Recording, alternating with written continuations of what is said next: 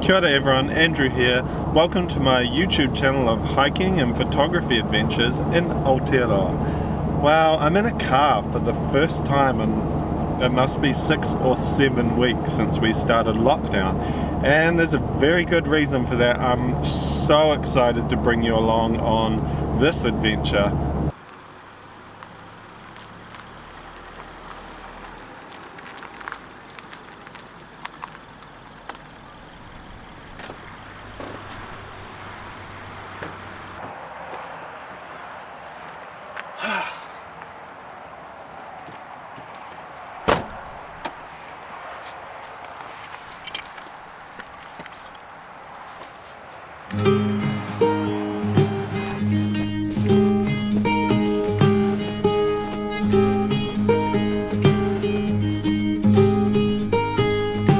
Hey everyone, so we are at a local Department of Conservation park and we're out of our highest level of lockdown, which means we're allowed to venture a little further for exercise. So I've been waiting for good conditions to take you guys here.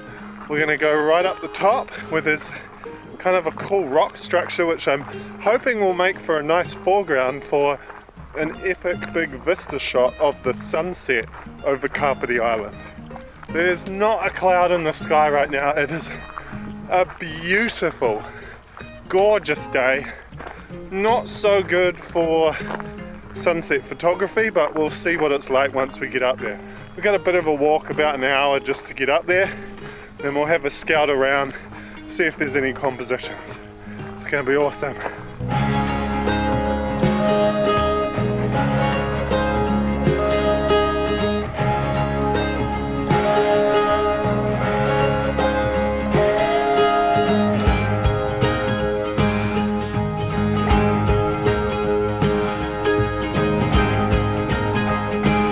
Hey everyone, so I just wanted to do a really quick little chat to you while the winds die, because it's really windy out on the ridges, but we're just in behind a little kind of hillock.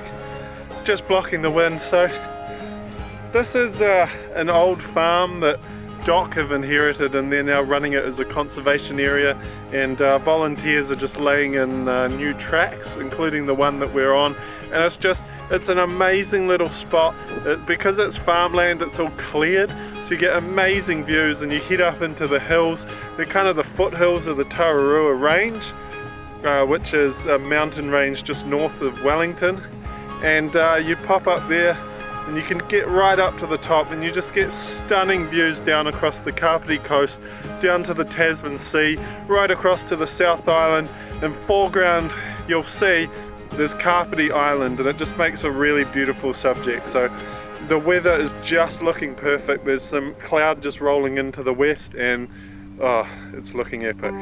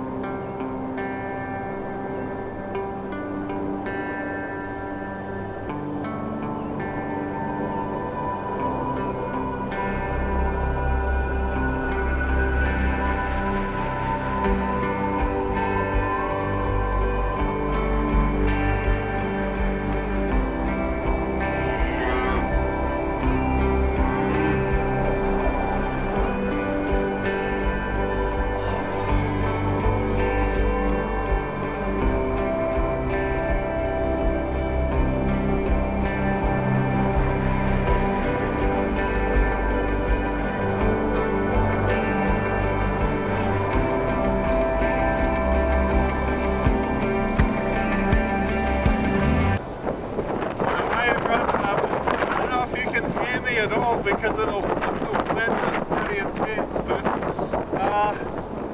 this is the Whanaroa rocks. This is kind of a jumble of rocks right up the top of Whanaroa farm, and as you can see, the view is just phenomenal. So we haven't got long until sunset. Sunset's in about 25 minutes, so I'm just going to have a quick look around here, try find a good composition, and try get set up for a sunset shot. But before I do that, I'm just going to throw a jacket on because it's getting a bit cold now. But wow, look at this. This is why we're up here. It's amazing.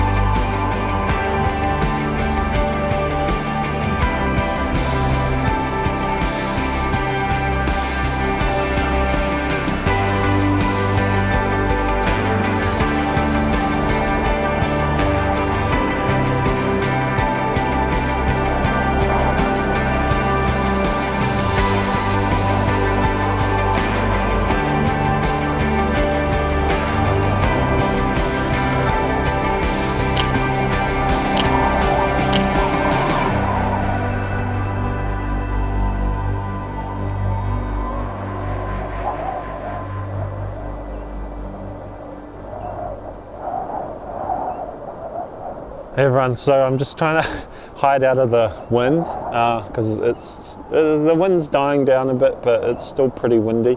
I wouldn't have called the sunset spectacular. There wasn't really much in the way of high cloud, but in some ways this was more of a scouting exercise. But really it just feels so good to be back out here, and I hope I can do a lot more trips soon and share them with you. So the light's gone now. I've taken some photos that I think are okay. So we're just going to pack up and head back down before it gets too dark. We'll definitely be back here. I've seen some pretty interesting compositions, and I think with a really spectacular cloud, you could get some amazing sunsets. So it was okay today, but there just wasn't enough cloud to get the full effect. Anyway, we're going to head down because it is freezing. Hey everyone, so I'm back home in my studio. It's not a studio, it's a house. It's not even my house. But this is where I'm kind of set up at the moment. This is kind of all I've got. Yeah, studio. I've edited the photographs, I've had a look through, and I pretty much was spot on when I was up at the rocks. My photos are okay, but nothing to phone home about. Here's probably the best photograph I think I took. It's not a bad photograph. I quite like the light. Certainly the sky is a bit empty and lacks a bit of interest. I think if there was some high cloud there and you got some of the spectacular colour from the sun in that cloud, it would really make that picture pop a bit more. There were a few other photographs I took that I quite liked as well, including this one in which Angie's actually videoing me when I took the photo. That was just when I was scouting. Funnily enough, because there was no high cloud, this was probably the best light, and this was before the sun went down. So on this occasion I probably missed the best opportunity for good light. But the funny thing is, I really don't care. It doesn't matter. For me, with landscape photography, sometimes the photos actually don't matter. And this is particularly true in this instance because this is the first time I've been able to get out into a bit of wilderness since we had to lock down because of the virus.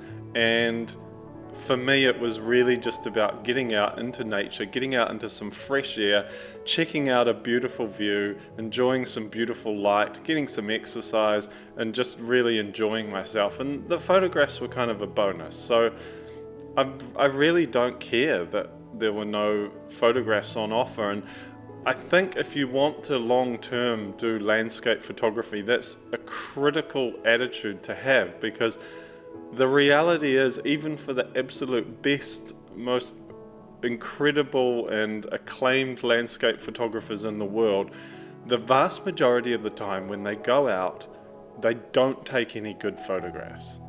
With landscape photography, there's so many elements to creating a spectacular photograph that as a photographer you have no control over. Whether that's the light, whether that's the weather, whether that's the layout of the landscape you're looking at, you can't control those things, and because of that, sometimes you just can't get a good photograph. And if you go out with the only intention being to get a good photograph, it's very easy to get disappointed, and it's a trap I fall into myself. I often work myself up to wanting to achieve some sort of perfect image, and if the conditions don't allow for you to capture that image, I've had occasions where I was bitterly disappointed, and as a result I didn't enjoy the experience of being out. And I've had to train myself to not worry about that, to just enjoy being outside and take any amazing photographs I might take as almost a bonus. You always want to be open to those opportunities and ready to capture them, but they shouldn't be your sole purpose and sole focus for being outside. That's what I think anyway. I think you get much more satisfaction and enjoyment out of going out if that is not your only focus. And if you enjoy it more, you're going to do it more often. And if you do it more often, you're going to get more great photographs. Anyway, it's a nice short little video this week after last week's marathon clip. Thank you so much for watching. It's been fantastic to finally get to go outside on a proper trip with you guys, and I hope to do several more very, very soon. In the meantime, take care, look after yourselves, and we'll see you again soon.